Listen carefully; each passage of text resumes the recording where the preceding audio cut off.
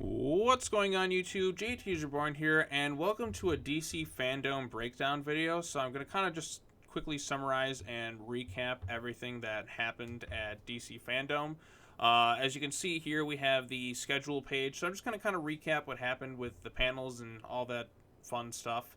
But anyways, we'll go ahead and start this out. So the first panel was the Wonder Woman 1984 panel, and basically this was just them kind of rambling on about the movie, so on and so forth. Had a couple special guests that showed up, and then it ended with them revealing an all-new, brand-new, pretty epic, cool-looking trailer for the movie. So yeah, Wonder Woman 1984 looking pretty cool. We got a first good look at Cheetah in action. So yeah, that's basically it. You can check out the trailer. If you want to see more, you can see my live stream. Here's the DC Fandome thing. Not much there, just some stuff here. The Warner Brothers Game Montreal thing.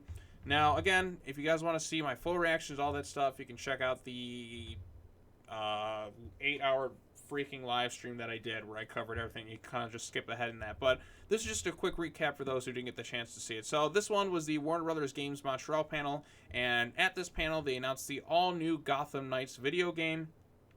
Now, this game, you're in a world where Batman is seemingly dead. You have Robin, Nightwing, Batgirl, and Red Hood. Now, the Robin, there was a lot of confusion about which Robin it was, but it has been confirmed to be Tim Drake. So if you're a Damian fan, then sorry to hear that. It looks just like Damian, had the same suit and design and everything, but then you see the staff that Tim Drake typically uses, and then later on you see the customizable like Red Robin character. So there was that. The next panel was a panel about the Sandman universe, so this is just a couple of actors talking about it. So if you want to know about that, you can check that out. I was kind of zoned out at this point when talking about that. The next panel was the Multiverse 101 panel. Now this one here was hosted by Jim Lee. They're talking about the multiverse. They have Greg Berlanti in that. They just kind of ramble on. They talk about Christ on Infinite Earths, different variations of characters. I think Walter Hamada was... Oh, yeah, Walter Hamada was there. It's like the first time I've heard him talk. But very professional, very interesting. They talked about the Ezra Miller cameo, and that explains how he's going to get his name of The Flash by Grant Gustin, which is pretty cool. Speaking of The Flash, we had the Flash movie panel, which was like a 10-minute panel, which featured Ezra Miller, Barbara Muschietti, and Andy Muschietti. They talk about the movie and Christina Hodson and the script and everything about that. They showcased concept art of what the Flash suit will look like in the movie. They showed Michael Keaton's Batman, which is pretty cool. You also got to remember this was recorded before Ben Affleck officially signed on to star in the movie, but I guess he got the script a week ago, and then he signed on this week, which is pretty cool. So they didn't really talk about that. Ezra Miller had a little bit of like really awkward humor throughout it, which it just felt kind of off, but yeah, so that's that. Next panel is Beyond Batman. Well, this is kind of like there's kind of this running gag throughout the night where it was Kevin Conroy and Will Friedle. And honestly, I would have just preferred if this were just the event at some points. This was an 8-hour event, so it had me physically kind of drained. But you just kind of had Will Friedle and Kevin Conroy kind of rambling on, talking, dubbing over themselves, looking over the 60s show and the multiverse and all that. So it was all in good fun there. Next thing was the Suicide Squad panel, and this is the one where you got a whole breakdown of the cast and crew within this movie. The whole cast, it's a very large cast, so you can kind of look up online to see who's in the movie. But James Gunn was there. They had little joking Q&A stuff. They talked about the movie itself. Harley Quinn's suit looks amazing. There's still a lot of things that are kind of mysterious in this thing. I've heard rumors that Starro is going to be in the movie, which will be kind of crazy and cool. But I'm really excited for this thing. We got a little behind-the-scenes footage, some little snippets of stuff. You could see King Shark. You could see all this different stuff with the Suicide Squad. But I think it's going to deliver. Then we had this Women of Color or People of Color type panel where they kind of talked about their experiences on the different shows and like their future experiences on it. So that was kind of just that, and they didn't really give much information into the movies and that, or the TV shows that they're in, or what's going to happen with them in future seasons. But if you want to check it out, that was the panel 2. Legacy of the Bat panel. Why is it to include the Bat panel? Okay, this one was a big waste. This one's a big freaking lie. This panel kind of irritated me because they talk about like, oh, the scope of the Batman universe, including the Bat family of characters. Nothing. Like, they only talked about 3 Bat family characters. They talked about Nightwing, they talked about Batwoman, and they talked about Batman. They didn't talk about the other characters. They really didn't dive much into Red Hood. They didn't dive much into Damian. They didn't dive much into Cassandra Cain, Alfred. All those other characters, this should have been a panel showcasing who the entire Bat family was, but they kind of pushed away from that, and it was kind of disappointing. Chris Darty's performance, this was total cringe, so I kind of skipped that. A little documentary here on the Joker that I think Kevin Conroy is narrating on, so there's that one too. Jim Lee's portfolio review, just kind of different art and kind of showcasing the style of like Jim Lee, like how they drew the stuff with in the DC Fandome event, like the little stage and all that, so that was neat. The surprise DC Comics panel was something for the creators of Static Shock, and they're basically saying that, hey, they're developing Static Shock stuff, it's coming back. I think was it Image Comics? Static Shock animated movie, Static Shock live action movie. They're currently developing all that stuff. They had Phil Lamar on there. They had other things. They talked about Dwayne McDuffie, which was kind of neat and cool, but that was the surprise panel. Voices behind Batman. This is just kind of talking about different Batman from around the for different countries, the different dubs and stuff. So yeah, so that was this one too. The next one is the Snyder Cut panel. So this was just kind of there was kind of a brief question for all the Justice League members, was Zack Snyder, except Jason Momoa for whatever reason. I don't know how they couldn't get Momoa when he has the biggest movie. Why Momoa didn't show up on this thing had me kind of questioning it. But yeah, so Ben Affleck briefly show up for like one question. Pretty much every actor was there. Like they were just kind of like, okay, I'll do the one question, and that was it. They talked about the Snyder Cut of the movie and interviewed some fans, and then they showed the new Snyder Cut teaser trailer thing. Where they played Hallelujah, which, if you remember, was from Zack Snyder's Watchmen, which kind of made me chuckle just a little bit because if you know its placement in that movie, it's kind of funny. But just showed footage from the Snyder Cut, including the young Darkseid, or Uxas, as you want to call him. This is the Flash TV show panel. They kind of talk about the upcoming season and so on and so forth.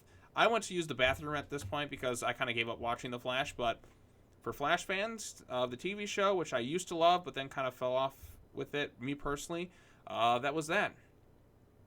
Then we had a Black Adam panel. Well, this one was actually pretty cool because The Rock's there. The Rock is an expert at hyping things up. He talks about how Black Adam's going to be like this anti-hero, like his form of cold-hearted justice. He basically sends out a threat to every other character, like Superman, that the DC Universe is like, the power is... Like the power levels of the DC Universe are about to change forever. Black Adam's his history as a slave. They're going to talk about some of the GSA members going to be in this thing. There's Atom Smasher. I believe Dr. Fate, they were announcing, was going to be in this thing too, which is really cool. So I'm really looking forward to Black Adam. The Rock is an expert at hyping this thing up.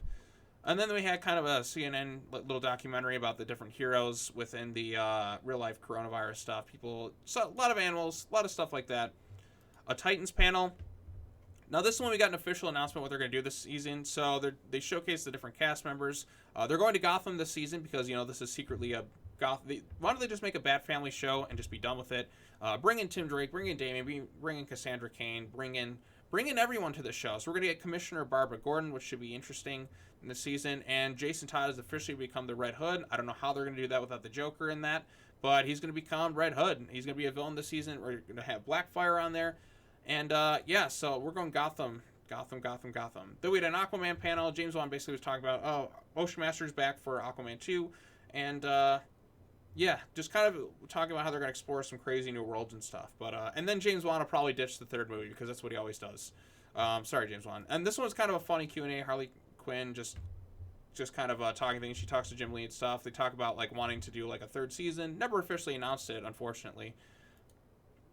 But that was pretty funny. Wonder Woman 80th anniversary panel. Yeah, Gal Gadot, Patty Jenkins, and Linda Carter on there. They all seem kind of friendly and happy together. So that was really nice here. Tomorrow's Superheroes. They just talk about representation across the world. So there's that. Then we got the Shazam panel, which was actually one of the most entertaining panels of the entire night. So you had Zachary Levi. You had some of the cast members of it. David F. Sandberg came back. They announced the title of the movie. The sequel is going to be Shazam! Fury of the Gods. And then freaking Sinbad shows up. That's right, because there's always that joke going on about Kazam and Shazam and Sinbad being in a movie called Shazam. I guess Sinbad's going to be in Shazam 2, Fury of the Gods. But having Sinbad randomly pop up in this thing, like, David F. Sandberg is really fun. He's quickly become one of my favorite directors on social media. He's got a great sense of humor. He likes to have fun with the fans. He's very engaging. He's very informative. Like, he feels like an everyday guy who just kind of happened to be allowed to direct all these movies. He understands film criticism. He's able to take, things and have fun with it. But yeah, David F. Sandberg, I'm really enjoying this guy as a director. I can't wait to see what he's gonna do. And he's talking about his excitement for the sequel, how he's like really anxious to come back. And because he's like, the good thing about knowing the first movie is he can improve on a lot of things. He's ready to, with the sequel. We have a movie. This is what I want to hear with directors. We did something before. Now we can take that movie and learn from it and do better. And that's exactly what I think Sandberg is going to do with the next Shazam movie. Then we had the worst part of this entire freaking event. This went on for so long. They played this like game for like 25 minutes. And it's just a complete waste of time. Like, why do we even need this panel here? It was just padding. Like, we could have just brought on one of the canceled panels from the other day and just thrown it in here. But this panel is a complete waste of time. I was dreading it. You can go back and watch my live stream. I'm like, just end this fucking thing already. My goodness. Then we get the Suicide Squad Kill the Justice League thing where they kind of show a little like game trailer. They didn't show any gameplay footage, but Will Arnett was there. They showcased the different characters. They had Harley Quinn, Captain Boomerang, King Shark, Deadshot, and the maker said this is in the Arkham universe, which has kind of caused a lot of people wondering, like, huh? Because, well, let's face it, Deadshot changed ethnicities throughout it. I'm like, well, because like Rocksteady, if I don't know what Rocksteady's talking about with this thing, because it's like they retcon things, like, oh, this is in the same universe, but there's a lot of things in terms of the continuity that don't make sense. Didn't King Shark die already? Deadshot was a completely different ethnicity, and your game, Rocksteady, mind you, like, did Rocksteady just forget? And even in Assault on Arkham, it's like they completely forgot, and they still haven't listed as Floyd Lawton. Like, is it just a completely different thing? How is this going to work? In-universe explanation. Batman they're mentioning, even though Batman's like gone after the Nightfall Protocol. Something had to have happened for us to kind of get to this point where everything kind of changed. So I don't understand this being in the continuity of the Arkham games when everything's like completely different. And like, this is Rocksteady. They should have noticed this when playing their games. So we'll kind of see what it is, but it sounds like it could be a really fun game. And then finally, we ended the night with this epic panel for the Batman. Now, Matt Reeves is saying everything I want to hear about this movie. His passion. He talked about the new Gotham-based TV show that's going to explore the police corruption within Gotham City. I'm really excited and stoked for what Matt Reeves has to offer. Then we got a nice little trailer, like a Fandome trailer, which I've watched a bunch of times. We got a little bit of that Michael Giacchino score that he has playing through it. You get like the Riddler kind of showcased a little bit. We just get a lot of really cool epic stuff like within the, and they've only shot a quarter of this movie, but like what Matt Reeves is saying is everything I want to hear in a Batman movie. He clearly has a passion for it. He's really intelligent when he speaks. He's not just talking out his ass. So I've had full faith in Matt Reeves to deliver a great movie when he was first announced, because one of my favorite movies of the past couple of years was War for the Planet of the Apes. I liked Dawn and I liked Rise, but War for the Planet of the Apes was such a really good movie. Just a lot of it done without like dialogue, just the way it's directed, the way Andy Serkis performance was, just everything about those Apes movies, like Matt Reeves has delivered. He hasn't made really a bad movie that I've seen. I like Cloverfield. That was kind of his earlier work, but that was kind of like an interesting found footage film. And then he went on to do, was it Let Me In? Or was it Let Me In or Let the Right One In? But it was Let Me In, which was a really good remake of another film, which I haven't seen, but I did see Let Me In, which I liked. That was pretty cool. His Apes movies are really great. I really like Matt Reeves as director, so as soon as he was announced, I'm like, after I watched War for the Planet of the Apes, I'm like, I'm done. I'm sold. I'm really excited to see Matt Reeves come in and tell his own unique tale. They talked about the multiverse, all the different things that they're going to do with the Batman things. He shared his excitement for everything else. And yeah, that's basically the DC Fandome event wrapped up in 8 hours. I'm sure you can look up articles. You can go skim through that whole freaking 8-hour thing to see us talk about it live. But yeah, so that's it. That's just a quick brief recap of everything that happened at DC Fandome. I'm sure there's a lot more details that you can kind of dive into if you can find the panels online. But yeah, that's basically it. It was a really long day. A lot of stuff kind of got cut out and moved to September, so I guess I'll have to come back for that when that drops. But I really did enjoy some of this. Some of it was like, I didn't really need to be here for the full 8 hours, but I couldn't turn away. But I've done it. It's in the past now, and now I can rest easy now that that part is behind me. But anyways, what did you all think of DC Fandome? What was your favorite part of it all? Let me know your thoughts in the comment section down below. And I really appreciate everybody for checking out this channel, subscribing to everything. Again, I didn't really add any images or anything like that over this video, I think, but maybe I'll go back and edit it or whatever. But yeah, that's basically just the whole thing. Some interesting stuff, some interesting ideas. Matt Reeves, I'm really excited. I guess they're still doing the encore stuff right now if you want to check it out, but there's really no point because I'm sure all those panels you're more interested in are already online. But yeah, I'm looking forward to what we got in September. I think DC is doing some cool stuff. And yeah, that's all I got to say. Thank you all so much for watching, everybody. Take care now. Bye-bye then, and I will see you all in the next video. Peace.